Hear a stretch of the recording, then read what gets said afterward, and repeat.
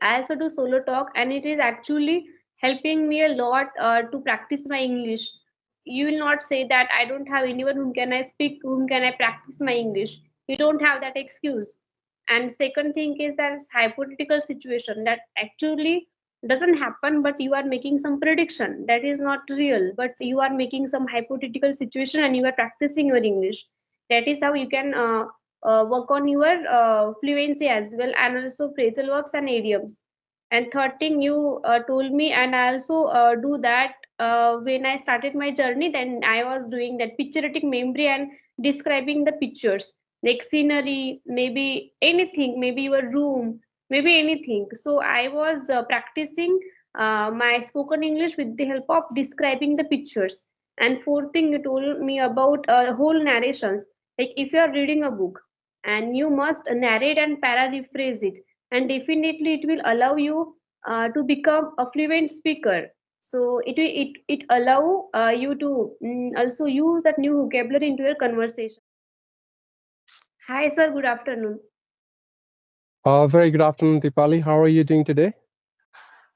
I'm doing great. Thank you so much for asking. So how is weather at your place, sir? Well, weather is good, but again, it's too low as it's freezing over here, I guess. Almost I'm feeling too cold because the temperature is too low. Yeah, somehow I'm just managing. Yeah, that's nice. So have you had your lunch, sir? Not yet. After this call, I'm going to have my lunch as well. That's what I'm telling you that we have to wind up. Yeah. Yeah, yeah. So how is your spoken English practice going on? How are you practicing your English?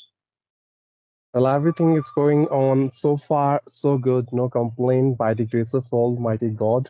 Thanks for your concern. Some learners are there, they actually want to practice their English, but hmm because they make some excuse and they don't practice their English. So what do you want hmm to take? Okay, for them, I'll say only one thing that before you start your English journey, you must need to ask yourself that why you want to learn English. I mean to say, do you have a single powerful and strong reason to master this language or not? Or are you getting some background noise from my side? Okay. So they have to ask themselves because they are in the journey of learning this language. Until unless they would not find the purpose of learning this language, they cannot learn it the way they are expecting from themselves. So what they have to do first, they have to find a very strong reason to master this language, so that that single powerful reason will inculcate a burning desire inside them, and at the same time they would not waste their time in any useless stuff. Rather, they would take their learning very seriously, and that's how they can learn this language on a serious note. All right. Now, second thing is that I say if you are learning something in life, so do it. Learn it with the core of your heart. Otherwise, don't learn it because that's something. Don't keep yourself in the middle of a journey either here or there, which simply means if you want to learn this language, I want you to burn yourself like a midnight oil. You have to do hard work. If you think without practice, without consistency, without your powerful listen, or without involving yourself into English environment, you can learn it. That's not possible. So you just need Hmm. to find the purpose that why you want to learn English. And I'm damn sure the single purpose will gonna motivate you, guide you, that how can you do it, and you would not waste your time. Rather, you would be more focused and attentive towards your learning. That's all I can say. Yeah, sir, you have beautifully mentioned each and everything. I like the way that you have used that midnight oil, burn the midnight oil. That's what you have used in your conversation. So you are good at using vocabulary, advanced vocabulary, and phrases and idioms. So what is the best way to practice idiom and phrases? Well, it's very simple. First, you have to pick it from YouTube, Google, from any book, from mobile, from anyone, from anywhere else. That's up to you. Now, after that, you have to write it down somewhere right? So then after you have to learn it. At the same time, instantly you have to write it down some example as well. After written part, whenever you are talking to someone, you have to use those vocab and idioms during your conversation, right? But do remember, learning vocabulary and idioms is not big deal. But again, using these idioms and vocabulary, right time at right place with right person is in itself a art, which one has to learn it. So try to understand the level of person with whom you are interacting, and accordingly, you have to use your vocab and idioms. Sir, you have mentioned well that it is not a cup of tea for everyone to use that idiom and phrases everywhere, and you must choose the right person that you can use that idioms and phrases with that person. So sometimes it is also not piece of cake for me to use idioms and phrases in particular conversation. You need to actually trace your mind at how you are going to use that particular phrases that you have learned earlier. So you actually need to create that opportunity. Maybe you can practice that idioms and phrases before the session as well. So topic wise, you can practice your these vocabulary and idioms and phrases with topic wise, and definitely that is how you can clear your idioms and phrases. So do you have any tips how you can do that? You can share your tips, the practice that you do. Well, in order to practice with your vocabularies and idioms or phrasal word, whatever you're learning, there are three different exercises which one can go for. Number one, solo talk. Even in solo talk, what kind of solo talk I'm talking about? First one is story narration. Second one is hypothetical situation explanation. Number three is picture description. Number fourth is you can say um, your whole day narration. You have to narrate your whole day. So during all these basic exercise, when you are talking to yourself, you have to remember this thing in your mind that you should not like allow anyone else to judge you for anything. Which simply means you have to just use these vocabs, idioms, and phrasal verbs, right? Now, second thing is that writing. Whenever you are writing, make sure that you are using these vocabulary which you have learned so far. Then only you can incorporate the same vocabs in your spoken English. Now, last one, I would say video recording. It means just think about a topic, okay? Or you can talk about your to-do list or your dreams and whatever you have aim in your life. Think about it and start speaking and record your video. And during your spoken part, you have to use these idioms and vocabs and phrasal verb. Now, after completing your spoken part, you have to watch your video very carefully and try to understand that where are you not able to use these vocabs, where you have to use actually, but you are totally failed, right? And then you need to put an extra effort there on that particular place. So that's how it works. And that's what I do. Wow, that's nice practice. I like the first practice that you have mentioned, that solo talk. Like I also do solo talk, and it is actually helping me a lot to practice my English. You will not say that I don't have anyone whom can I speak, whom can I practice my English. You don't have that excuse. Second thing is that it's hypothetical situation that actually doesn't happen, but you are making some prediction that is not real, but you are making some hypothetical situation and you are practicing your English. That is how you can work on your fluency as well, and also phrasal verbs and idioms.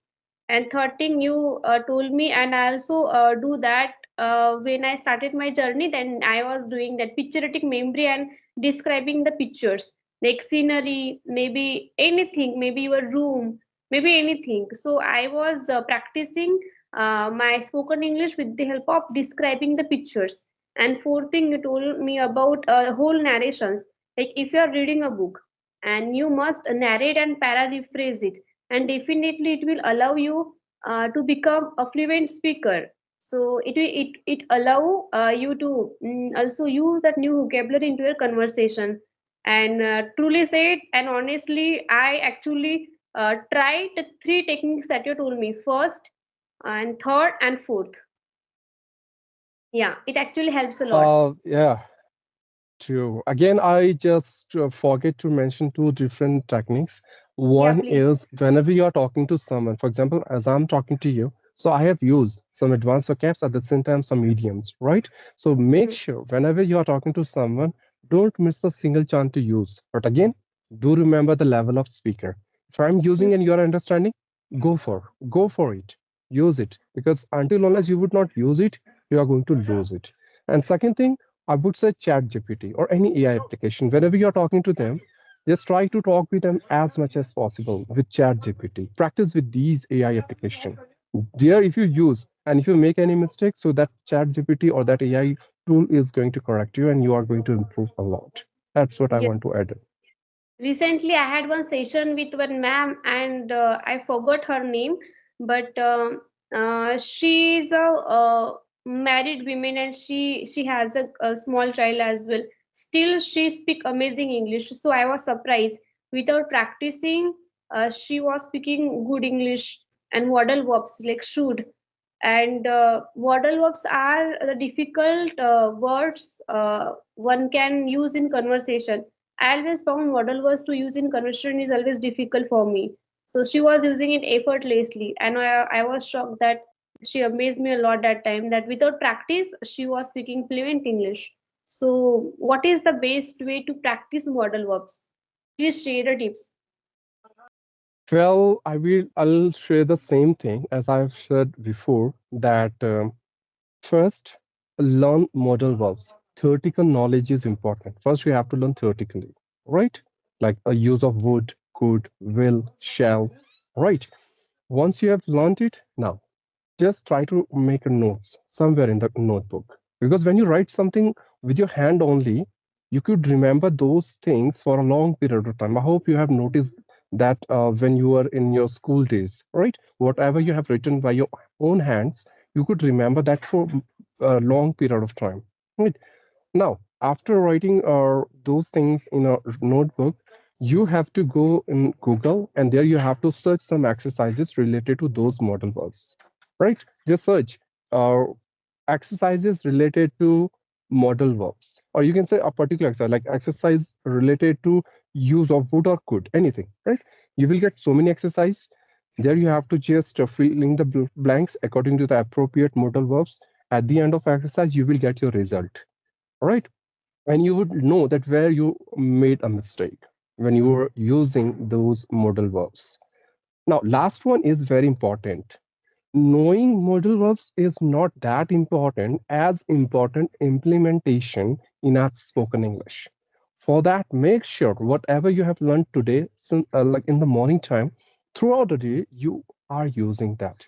Same thing when you're talking to yourself, solo talk, as I have said, your video recording, writing, everywhere, you have to use those things.